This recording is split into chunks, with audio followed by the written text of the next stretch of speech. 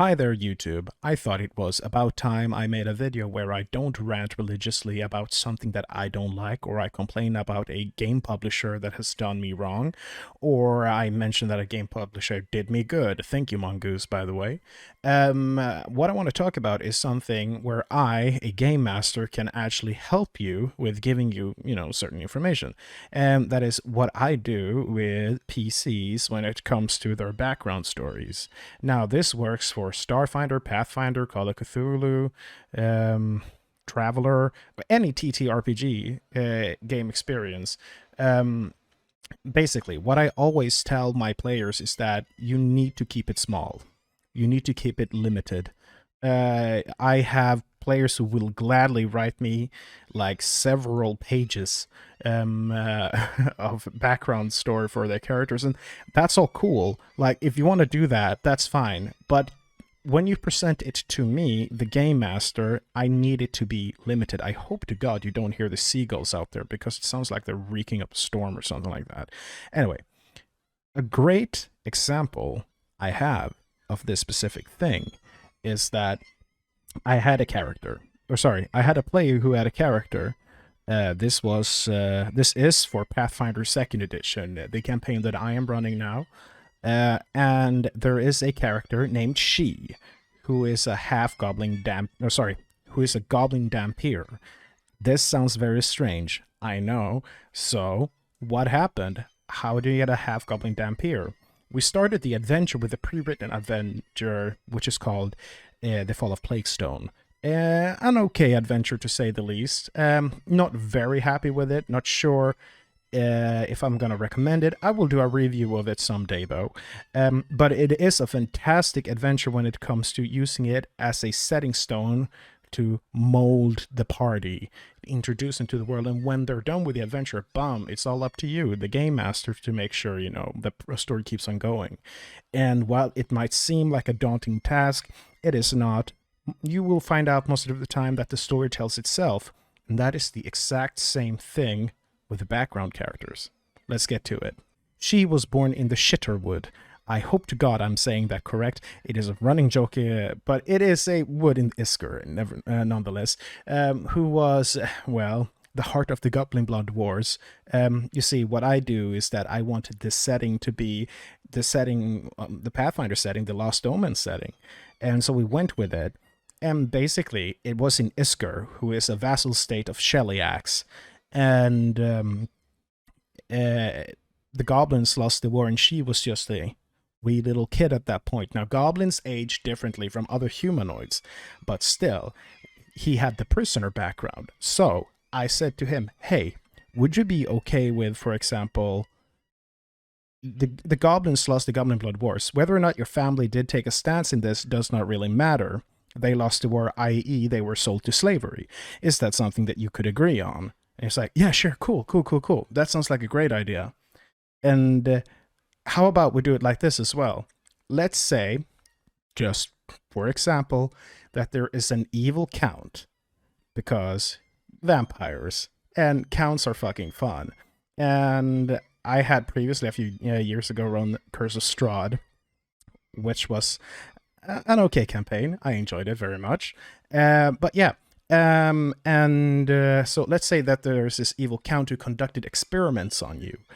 And let's say that, for example, these experiments made you into a dampier, rather than you having family members that were of vampiric origins or so on.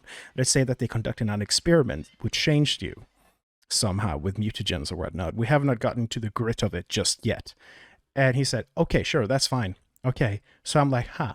Now, I went over and I looked at names from Isker. Now, Isker is a state that is in Cheliax, so I looked up Cheliaxian names, or Chelish names.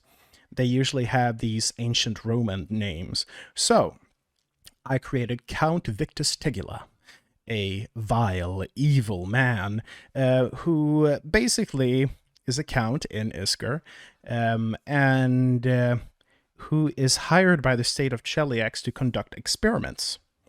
Now, they are only to conduct experiments on slaves and criminals, because we all know that the state of Cheliax only supports people who follow the law as it should be. And if you break the law, well, you're on your own. So, how about he conducts these experiments on She? And he has these vassals behind him. Oh, yeah, sure, that's cool. And he's all for it. Then we come to the point of, well, how did I get out of there? Now, this is when everything fell together just so perfectly. The fall of Plaguestone takes place in Plaguestone, or Etron's Folly, which is in Isker. They met in the city of... I can't remember. I'm sorry. They met in this city where they took a caravan with Bort over to Etron's Folly. They were going to Almas, the capital of Andoran. Elidir? Was that the city called? Fuck, it doesn't matter. Anyway, so let's say Elidir. So they met in Elidir, the entire party, and he had taken this caravan. Just a week before that, She had escaped the Count. Okay, cool. Why does he want to go to Andoran? What business does he have in Almas? Well, you see, the Eagle Knights, an organization which is in Andoran, happen to be working against slavery and sending undercover agents into Cheliax and so on to disrupt slave trades and so on. And She just happened to have been rescued by one of those spies. And there is a reason now for She to want to go to Almas. And so that is his character plot set. That simple. He basically, the only information the player gave me was that he gave me the information of, he was a prisoner, a slave of some sort. A real bad guy captured him and he escaped. That was all I had to work with. Now, what is important for you to do as well is, if this method is going to work for you, of course you will need some sort of lore information about your about the world you're working in, or if it is your own world, then maybe that will be even easier for you. And you must also keep a dialogue with the player, because you're basically creating this with the player. Now, what I have done since then is that I have created an entire hierarchy of big bad evil guys, all connected to the main character some way, somehow, spread out all across Golarion, so far away. And if they were to meet them, they would surely die instantly. But that sort of like becomes a goal. And this is also a motivation for you as a game master. When your characters are finally finished with the pre-written adventure, it is, what do they do now? Well, maybe one of the characters will voice their concerns, or sorry, not concerns, but will voice their disgust towards one of the big bad evil guys that harmed them in the past. And maybe the character has even opened up to the party since then. What I also had them do is that they traveled over to a place, they made it to Andoran, and they made it to a place called Piran's Bluff, where I just homebrewed the shit out of the town. I still maintain the name Baron Vendicon, but I made him a gothic, super edgy teenager, because comedic timing is important as well. You need to remember you're playing a tabletop game with your friends. It needs to be fun, but I made him a relatable character. I changed so many things around. Basically, long story short, they went into the Baron's basement because they were attacked by agents in the night while they were staying at the inn. I can't remember the name of the inn right now because I don't have my notes here. But they were attacked by agents, and the Baron summoned them the day after, saying basically, I find this incredibly worrisome because we have wards set around all the city. We should know when someone of evil alignment enters the city.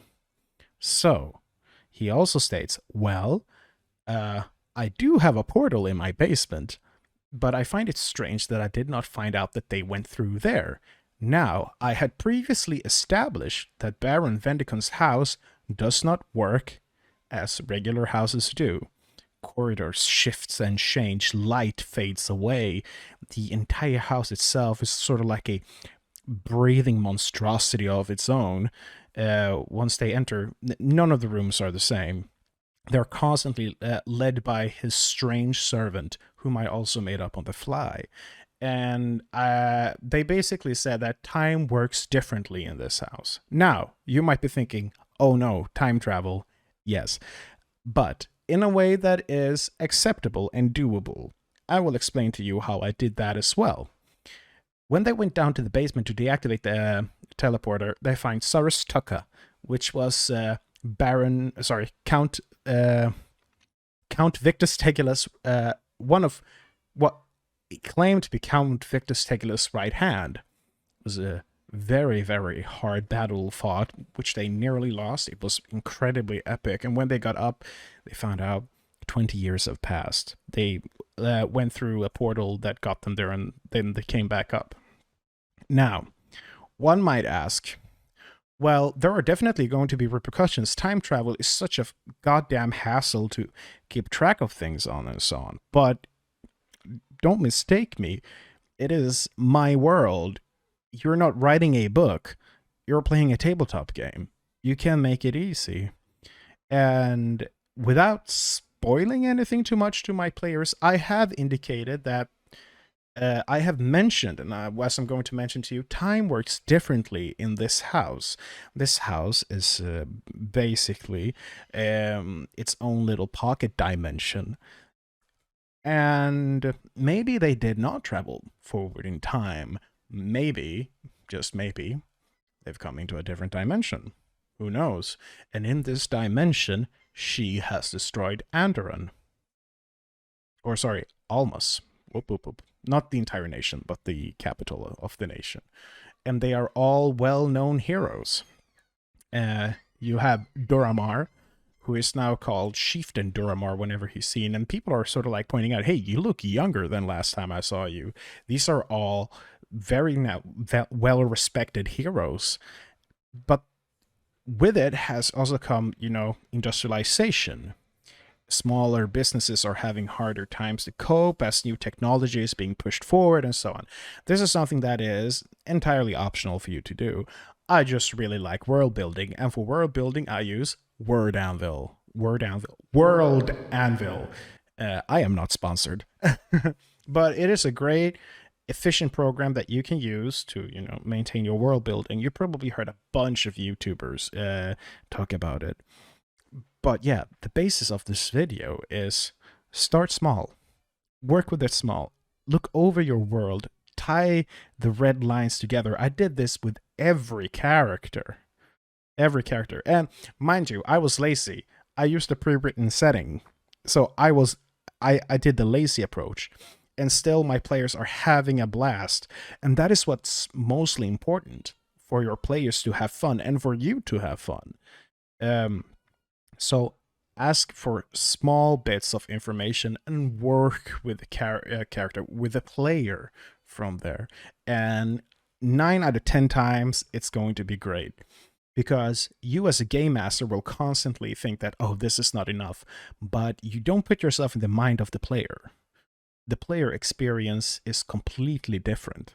And I can assure you, when a player sees all of a sudden that you have taken a acknowledgement of their background story and sort of like implemented something as they stumbled upon what appeared to be a random NPC that gave them a quest, which later turned out to be one of the character's long lost brothers from the battle 40 or 20 years in the past. That becomes a great thing to do. It is so fun. Just use the world and let that be your story guide. Don't get stuck in pre-written adventures. Make sure that you branch out from them. That is when you, the game master, and they, the players, can really shine. That was it from me. Thank you.